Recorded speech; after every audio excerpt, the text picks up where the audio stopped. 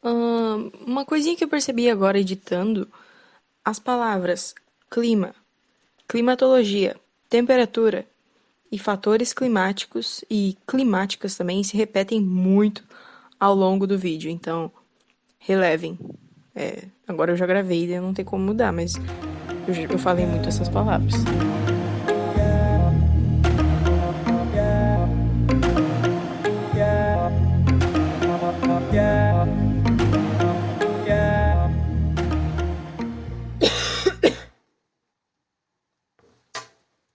Boa noite, Brasil! Hoje nós estamos aqui com a aluna do Centro de Ensino Médio Pastor Domes, do segundo ano do ensino médio, Melanie Bincheski, que vai Eu explicar um pouquinho mesma. pra gente sobre o que são os fatores climáticos e como eles estão envolvidos na mudança climática de certas regiões. Primeiramente, boa noite, Melanie. Boa noite. Olá, meu nome é Melanie, mas todo mundo já sabe o que tu acabou de falar. Mas oi, mesmo assim. Então, conta pra gente que o Brasil tá louco pra saber o que são esses tão chamados fatores climáticos e como que eles influenciam na temperatura e no clima de uma certa região. Bom, os fatores climáticos, como o próprio nome diz, são fatores que podem, de alguma forma, alterar o clima de uma certa região. E desses fatores climáticos a gente tem a latitude, a altitude, a maritimidade, a como é que se fala isso? Continentalidade, consegui falar. Tem as massas de ar, as correntes marítimas, que trabalham juntas sempre. Então, normalmente, se tu for falar de correntes marítimas, tu vai falar das massas de ar também. Tem a vegetação, que daí no caso o albedo, tem várias coisas que podem influenciar para ter uma mudança climática. Então, são vários fatores. Legal, legal, bacana. E sobre qual desses fatores você vai estar explicando pra gente hoje? Bom, eu ia falar de todos, né? É, eu ia falar de todos. Apenas um. Apenas um. Mas não dá pra falar de só um. Se falar de um, tem que falar dos outros. Não, você tem que escolher apenas um. Apenas um.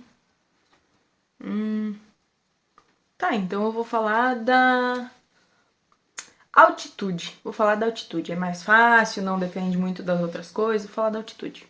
Altitude. E o que é essa tal altitude? A altitude é, do modo bem grosso de dizer, a distância que um ponto, por exemplo, uma cidade, tem em referência ao nível do mar. Então, se uma cidade tem 180 metros de altitude, é porque ela está a 180 metros acima do nível do mar. Certo, certo. Bom, agora que a gente já entendeu bem basicamente o que é a altitude, para a gente entender agora como que ela afeta na no clima de uma certa região, a gente tem que saber o que é a pressão atmosférica. Para a gente pensar no que é pressão atmosférica, a gente tem que pensar que tudo tem um peso, tudo tem um. Se tu pegar uma balança super precisa e tu botar ela sem nada em cima, tu vai ver que ela vai ter algumas coisinhas depois da vírgula. A pressão atmosférica, ela é mais ou menos o peso do ar na superfície. Que a Terra, o planeta Terra, ele é cercado por uma atmosfera. E o ar que está dentro dessa atmosfera, a gente não percebe, mas ele faz peso em cima de nós. Então, os lugares que tem mais ar em cima deles, por exemplo, o nível do mar, o mar, por exemplo. O mar não tem como ter mar em cima de uma montanha, obviamente. Então, o mar é o lugar que tem a maior pressão atmosférica. Aqui eu fiz um desenho que, se não estiver aparecendo na câmera, eu boto uma fotinha aqui por cima para vocês verem melhor. Ó, aqui assim, aqui, sei lá, não sei se deu pra ver. Mas qual que era a explicação que é o que eu tô tentando explicar para vocês? Que aqui em cima a gente tem uma cidade que tá acima do nível do mar. Aqui seria o nível do mar, que eu esqueci de desenhar o mar, mas aqui, mar. E aqui uma cidade que tá acima do nível do mar, ela tá como se fosse no morrinho, tá vendo? Olha aqui a coluna de ar que tem em cima dessa cidade. Ela é muito menor do que essa aqui, né? Bem menor. Olha aqui, ela é menos da metade. O que que isso significa? Que tem muito mais ar fazendo peso aqui do que aqui. Então, a pressão atmosférica aqui vai ser bem maior do que aqui. Claro, se a gente for pegar na balança, vai ser uma diferença muito pouca, muito pequena. Então, agora, para os finalmente, vamos entender o que é e como que a altitude vai mudar alguma coisa, vai afetar na temperatura de um certo lugar. Primeira coisa que nós vamos pensar. Se tu tem, por exemplo, aqui no nível do mar, muitas moléculas de ar, porque como a pressão atmosférica é maior, tem mais moléculas de ar. Vocês concordam comigo, né? Maior a pressão atmosférica, mais ar, mais partículas de ar. Então, se tu tem mais partículas de ar, significa que as partículas de ar, moléculas, estão mais juntas. Elas estão mais grudadas. E quando, isso para quem sabe de química vai entender um pouquinho melhor. Quando as partículas estão mais grudadas, o que elas ficam? Melhores condutores de energia. Por isso, uma cidade no nível do mar normalmente vai ter um clima mais quente, uma temperatura mais alta. Por quê? Melhor condutora de energia porque elas estão muito pertinho uma da outra. Agora, se a gente for pensar numa cidade, num ponto que está bem acima do nível do mar, as moléculas estão separadas. Elas não estão tão presinhas, tão juntinhas, que nem como se fosse um Capão da Canoa, Shangri-La, Torres. Entendeu? Elas, vamos pensar em Gramado. Gramado acima do mar. As moléculas não estão tão juntas porque não tem tanto ar em cima de Gramado quanto tem em cima de Capão da Canoa. Ou seja, a altitude lá é maior, as moléculas de ar estão mais separadas, é o que a gente chama de ar rarefeito, as moléculas estão um pouquinho mais separadas, a temperatura vai ser menor, porque, ao contrário do que tem no litoral, a gente tem nas serras, nos morros, nas montanhas, e é isso daí. Ok, voz da editora maravilhosa que tá aqui editando e percebeu que falou um monte de porcaria e não tá conseguindo corrigir. Então eu vou dar uma leve explicada porque ficou meio confuso. O que eu quis dizer aí nesse trecho, eu sei lá, me embasbaquei um monte, é que nas áreas que tem altitude maior, tem menos ar em cima dessas áreas, fazendo peso ou exercendo pressão na Terra. Então, obviamente, se tem menos ar, daí segue o que eu tava falando. Se tem menos ar, se tem menos moléculas, elas vão estar mais separadas e elas não vão estar conduzindo tanta energia quanto no litoral, onde a altitude é menor, é o nível do mar, as moléculas estão mais juntas, por isso elas estão conduzindo energia muito melhor. Então a temperatura é maior, é mais quente, tende a ser mais quente. Basicamente era isso daí que eu queria dizer, mas eu acabei me enrolando, falei 3 vezes a mesma coisa e agora eu não consigo editar isso pra fora, então tá aí a minha explicaçãozinha. Ok, agora continuando o vídeo. Então a gente tem a regrinha. Maior a pressão atmosférica, maior a temperatura. Menor a pressão atmosférica, menor a temperatura.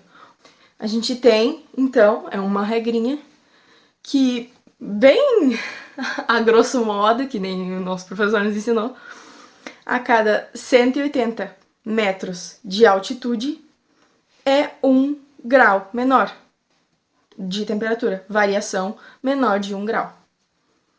Então é basicamente assim que a altitude vai influenciar na temperatura, no clima de um certo lugar.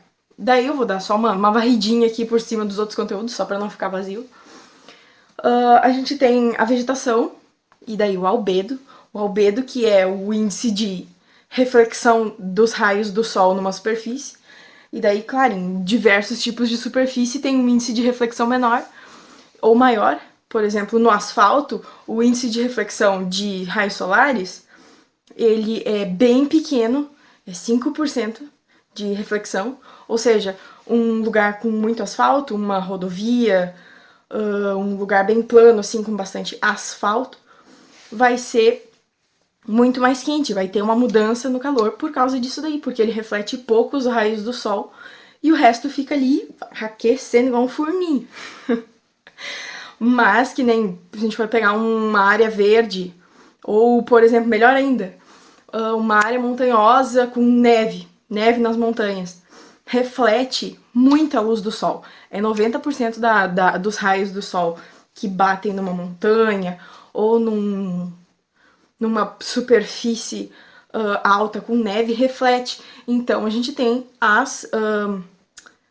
o aquecimento que os raios do sol dariam nessa superfície é muito menor em comparação com o asfalto ou com a terra preta e etc, né? E essa daí é mais ou menos como que a vegetação e o albedo vão afetar alguma coisinha no clima de alguma região.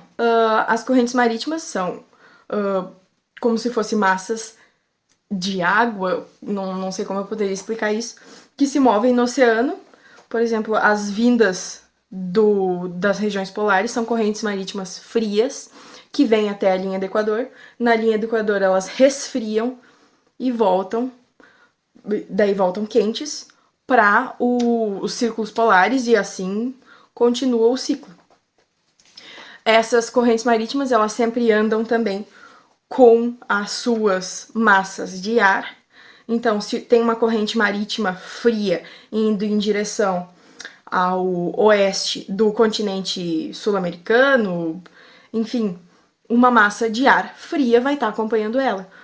Ou seja, esse lugar que as correntes frias tocarem, por exemplo, Cordilheira dos Andes, ali a parte oeste da América, só um exemplo, tem, enfim, as correntes de ar fria, elas deixam o ambiente mais seco do que as correntes de ar quente. O ar quente e a água quente emitem mais vapor, são mais úmidos do que os frios. Então, esse lugar onde as correntes de água fria e as massas de ar frio atingem vão ser, coincidentemente, ter formação de desertos.